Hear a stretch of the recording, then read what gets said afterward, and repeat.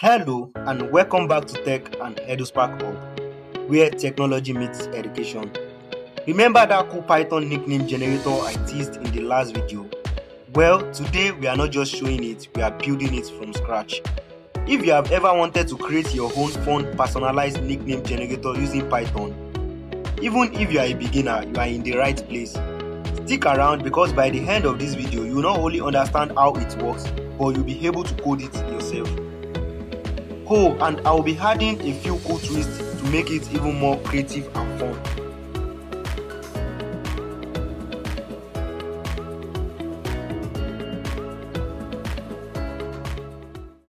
Now, let's start with the basics to make the user understand what the program is all about, which is the Python nickname generator. So all we have to do here is to use the print function to tell the user, welcome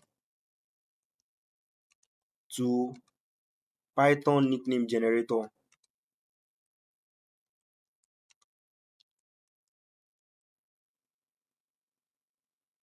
And when we run this code, we can see it has print out the statement welcome to Python nickname generator. And this way the user can be aware of what this program is all about.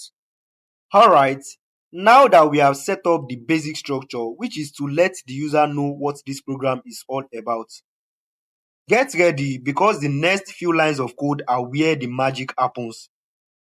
We are about to add a twist that makes your generator way more creative. And this part is where we handle the user input. So stay tuned and watch till the end so you don't miss this magical part. Our second goal is to ask the user what is your name, and here we'll be using the input function because we'll be expecting a response or an input from the user. So let's start by writing the input function to ask the user what is your name.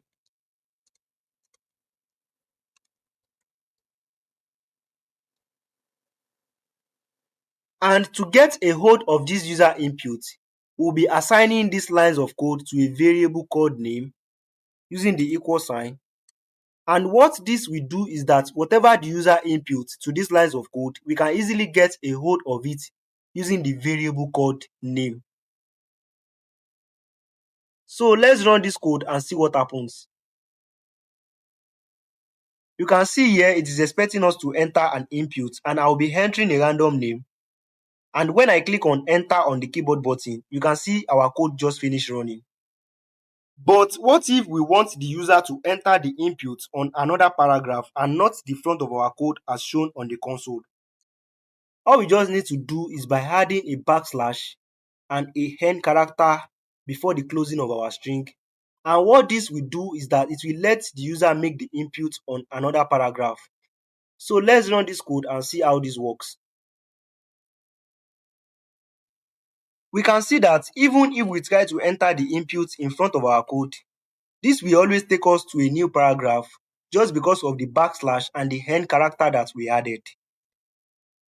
Don't blink because this part is where we'll be asking the user their favorite color to use in our nickname generator. So as usual, let's start by writing the input function to ask the user what is your favorite color.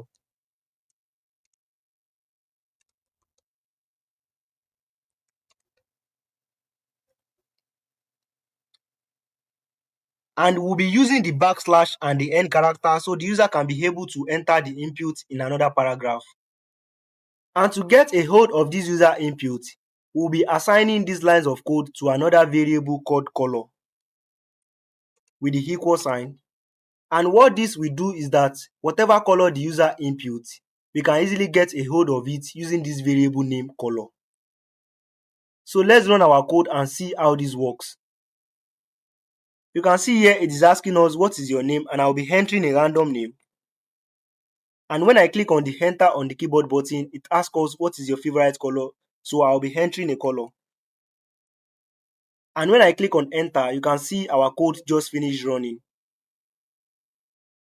We have laid the foundation, but here is where it gets more interesting because in this next step, we'll be adding the twist that actually turns a plain input into unique nicknames by combining the user inputs together.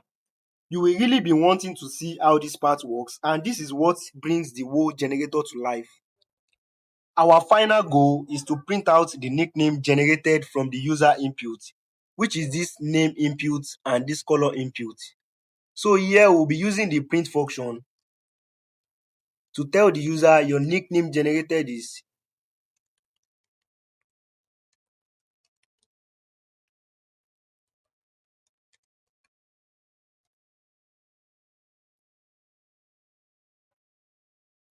And what we want to do here is to make the color comes first before the name, so it can combine both together to generate a nickname for us. And remember from string concatenation that we can join two strings together using the plus button. So we'll be using the plus button. And we know that we want the color to come first, so we'll be putting the color variable,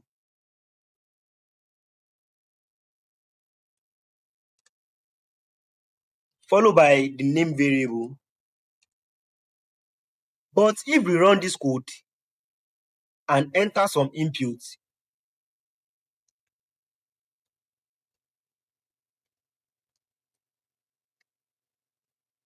we can see the nickname generated is in front of our code.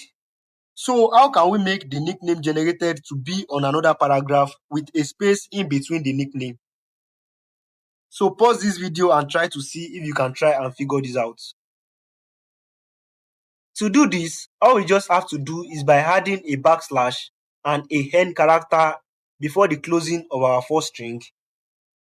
And what this will do is that it will make the nickname generated to be on another paragraph.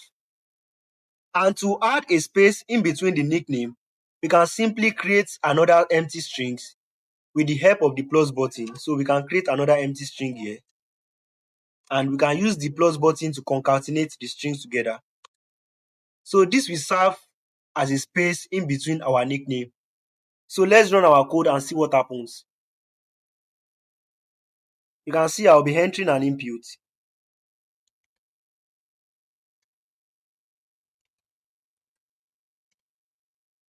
Now you can see we have gotten what we want, and there you have it, your very own Python nickname generator coded from scratch. If you follow along, awesome job. You can play around this code with different inputs and see how it works, maybe even challenge yourself to take it to the next level.